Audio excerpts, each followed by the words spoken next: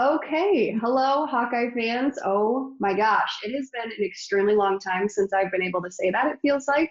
And I'm so happy to be back with you, and of course, to be back with head coach of women's tennis, Coach Schmid. Coach, how are you doing, first of all? Good. We're doing really well. We are just settled in at home like everybody else and enjoying family time and walks in the neighborhood like everybody else and just trying to make the best of what's a difficult situation for everyone. Yeah, definitely a difficult situation. And I want to talk about your team a little bit. Before the season came to that oddly abrupt end, as everyone else felt, you'd won four of your last five. You were 1-0 in the Big Ten. Not a whole lot to go off of, I guess, but how did you feel your team was performing and where did you kind of see the momentum going? Yeah, it was obviously just an abrupt end to a season. I really felt like we had made progress this year. I think the challenge for our team was really to kind of move the program forward from where we finished last season. And we had put in place a really challenging non-conference schedule to kind of really test ourselves. And we definitely felt the effects of challenging matches at the early part of the season. And we had some really difficult 4-3 losses. And we really responded to those losses in a way that I think really showed tremendous resiliency. And we were really digging in and kind of really turning those losses and disappointment into great learning lessons. And I felt we were right on the brink of, like you said, winning the last four of the five, had a really good match. That was a 4-3 win over K-State. And then won our first Big Ten match, another 4-3 win over Michigan State. And those were both teams we had lost to last season. So I felt that hard work in the beginning of the season had really gotten us to a place where we were really ready to kind of take off. So hard, it's hard to be able to suddenly come to an abrupt end, but I think we did feel like we were really learning and growing. And I think there's something there that we can really take a lot of positives away from. Yeah, and kind of that feeling of learning and growing, things you can take away from that. Is there anything from this short season that you'll be able to take into next season and into this off season?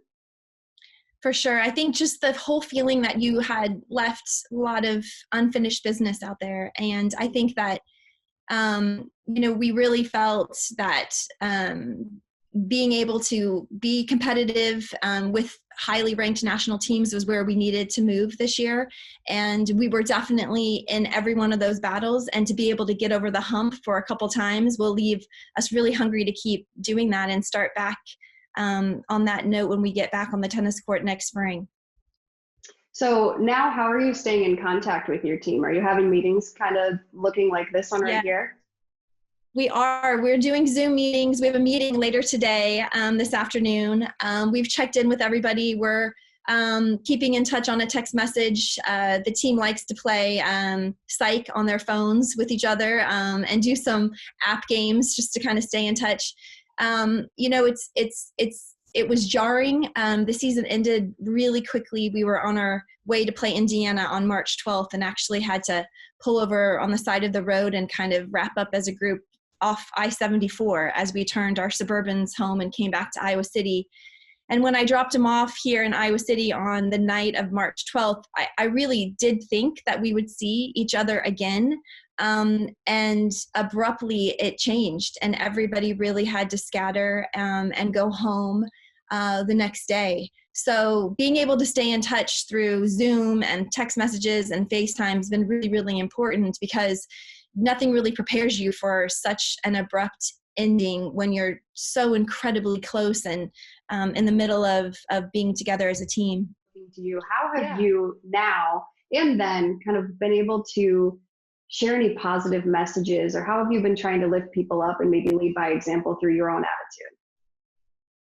Well, I think that I've had a lot of, thoughts lately just because in the terms of what's going on with our nation and the economic difficulty that so many families are facing. I think sometimes I struggle with, we play tennis and we're a tennis team and where that kind of fits into the kind of scope of where we are as a nation. And what I always come back to is that the essence, we do just play a game, but really we're learning these incredible lessons. And through sport and through tennis, we really, even if you look at our season this year, we learned how to stick together as a group, how to put others, ahead of ourselves, how to be resilient, to fight through disappointments, to pull yourself back up, to continue to, through difficult things, be positive and know that there's a brighter future ahead. And I can see all of those things happen to us, even in the course of our season together.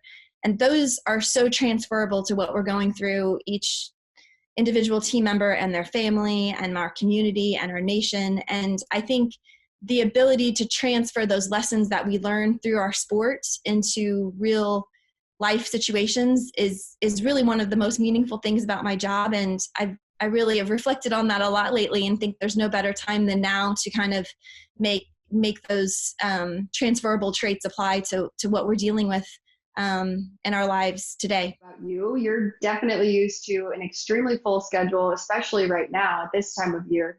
How are you handling maybe some of the free time that you don't typically have? What are you doing day to day? Yeah, it really is incredible. I know so many people feel this way. You get so caught up in your life, and we go nonstop. And between working, I have 2 daughters that are incredibly busy with their own sports and activities, that we have never really had a pause like this. And so we've completely just settled into routines at home. I think I've cooked more and baked more than I ever have. We've gone on lots of walks.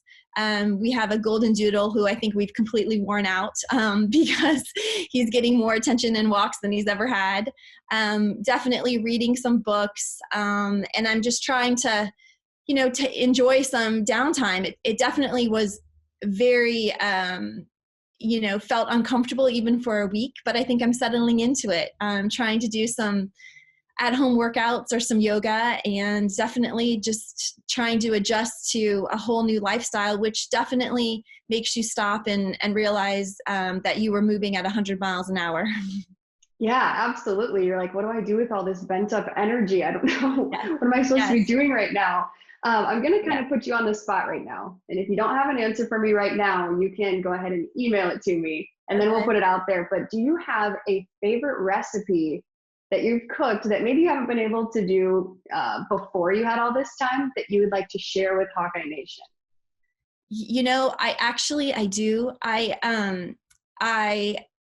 I have tried a red curry vegetable dish that I love. My assistant coach, Danny, introduced it to me at one of the restaurants, Thai Spice in Iowa City. And I thought, I am going to figure out how to make this recipe. And so we've tried it a couple times, and it's been a huge hit. So I can send it to you for sure. It's the type of different cooking that I've just never had the time to do or taken the time to really learn how to do. And so, I think that is one of the things that my family, I've definitely had some flops too, I must say. I've tried a lot of different things, but the red curry and vegetables was a hit. Okay, and it sounds like it's pretty healthy too, so we can share it with your team as well. Yes, it is very healthy, yeah. That's great. I can't wait to see it. Can't wait to make it. My last question here, is there anything else that you want to say to the Hawkeye fans from your home to their home?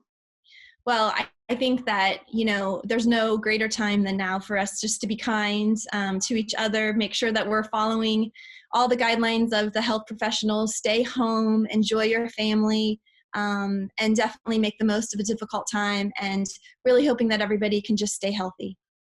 Yeah, well, Coach Schmid, thank you so much for your time. I appreciate it. I love seeing your face, hearing your voice. I feel like I haven't gotten to interface with any of our coaches in such a long time, so this is wonderful. Thank you so much. Thanks, Laura. All right, Coach Schmid, we wish you and your family well. Hawkeye fans will be back with more Hawk to Hawk interviews. Thank you so much for watching. And of course, we got to say it, go Hawks.